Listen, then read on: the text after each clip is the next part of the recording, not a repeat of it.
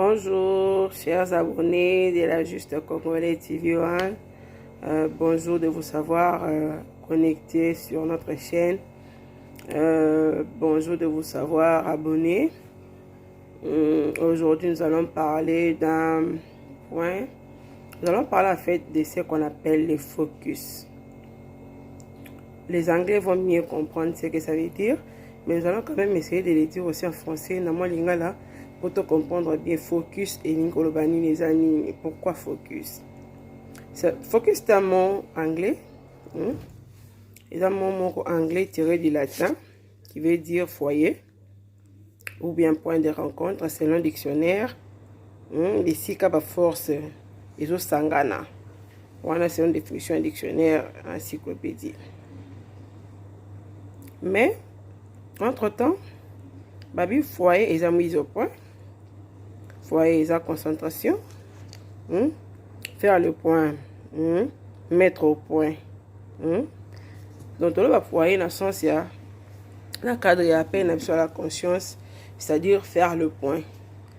Nous, Congolais, nous avons besoin de faire le point. Comme l'indépendance, bientôt 60 ans pour célébrer Yango. Nous devons faire le point de d'où nous venons, où sommes-nous et où va-t-on.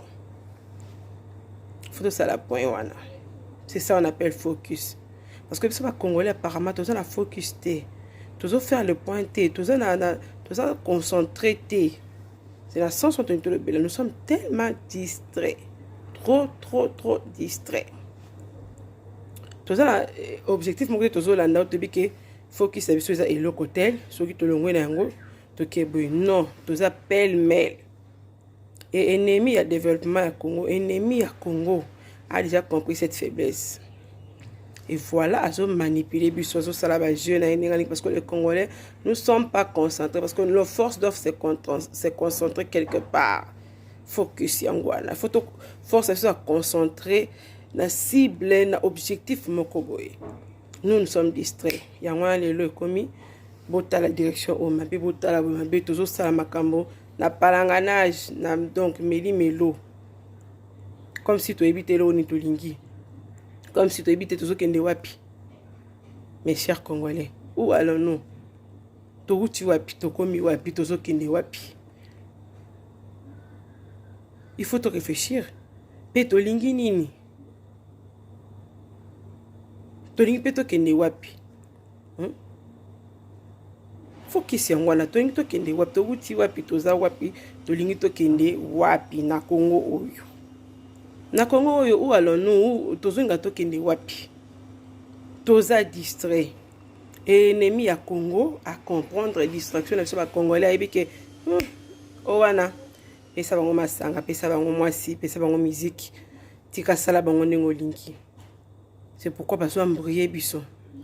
Le lobo cause à focus na eloko boye, le lobo une distraction bolongo boke kuna. Ya mo le lobo la mo ki le même sim sex step ya kingani. Toke kuna sex step ya kingani. Kuna ba sali ni distraction. Chers Congolais, ceux qui te disent Congo est bon. Si nous voulons vraiment voir ce Congo émerger, voir ce Congo changer, nous devons rester focus. Nous devons rester focus. Il faut tout dire qu'à la concentrer tout à un objectif. Tout concentrer l'énergie na biso na eloko to lingi na Congo o to lingi to mona lobby. Nous on n'a pas de distraction. Parce que la distraction a forme na façon. Biso pe tozo mitika lokola mo pepeka baso kumba biso tokei. Tokei. Non. Batu ba mboke développer par ngote.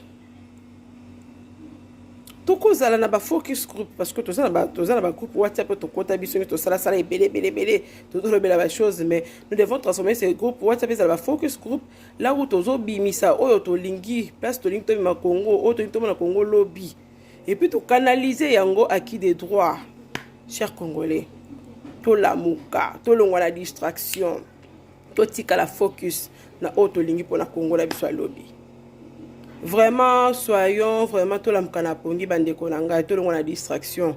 Mungu na saibi faiblesse mais sur distraction na to dérouté tout l'amka mes chers Congolais. Tous à la focus, tous à la concentrer, tous à l'objectif. Ba groupe WhatsApp to sala ezala ka pona ko beta masolo ya izanga mtola makolote mais to komisa ngo ba focus group oyo tozo pesa vision toza nango objectif toza nango pona Congo et puis to canaliser yango ils ont la balio ou la force ils ont concentré parce que focus c'est ça il y a où les forces se rencontrent to rencontrer ba idée na biso fusion na biso pour na Congo na ba focus group wana et puis tout le continent on a qui des droits pour que tout le monde a pays na biso se développer mais si nous passons du temps à des distractions à des banalités des futilités oh kuna mutu sex tap oh kuna boye comme mutu laisse à la concentrer à koyeba qu'est-ce qu'il veut pour son pays alingi poye qui va comme alors ça la vidéo tindelanga ça nous apporte quoi. Mission qu'on a clashé, mission tel, ça nous apporte quoi? Ça change quoi au Congo? Ça change quoi dans la vie des Congolais? Oui, les actualités, photos là, il faut savoir qu'est-ce que nous voulons pour ces Congos. Qu'est-ce que nous voulons? Où voulons-nous aller? Jusqu'à quand serons-nous distraits? Et les ennemis du Congo et les ennemis du Congolais ont déjà compris, embrouiller bango. Et on se laisse aller nous autres. Ce n'est pas bien. Tout le monde a distraction. Tout ce la focus na eloko to lingi pour na Congo. To concentrer ba force na biso. Na ba groupe to za ngo ya ba WhatsApp, ya ba plateforme yo to utiliser. Tout ça là ngo ba focus group. Comme ça, tout canaliser ba force, ba énergie, ba idée, ba proposition. Tout canaliser ngo tout sinon qui les droits pour ce que nous voulons que ce Congo, ce que nous voulons voir devenir notre cher beau pays, les Congo. Et c'est valable pour tous nous autres Africains. Ce que le continent africain est développé. Si nous voulons que nos pays africains, notre continent puisse se développer, nous devons rester focus. Nous devons rester focus. Nous sommes trop distraits dans des futilités, dans des distractions, et les autres émergent. Pendant que les autres émergent, pendant que les autres travaillent pour l'avancement de leur pays, nous, on est dans les distractions, on est dans les sextapes, on est dans les tribalismes, on est dans les haines, dans n'importe quoi, chers Congolais. Ça ne nous avance pas. Si nous voulons vraiment avancer ces pays, nous devons rester focus, nous devons vraiment canaliser notre énergie pour le bien de notre pays.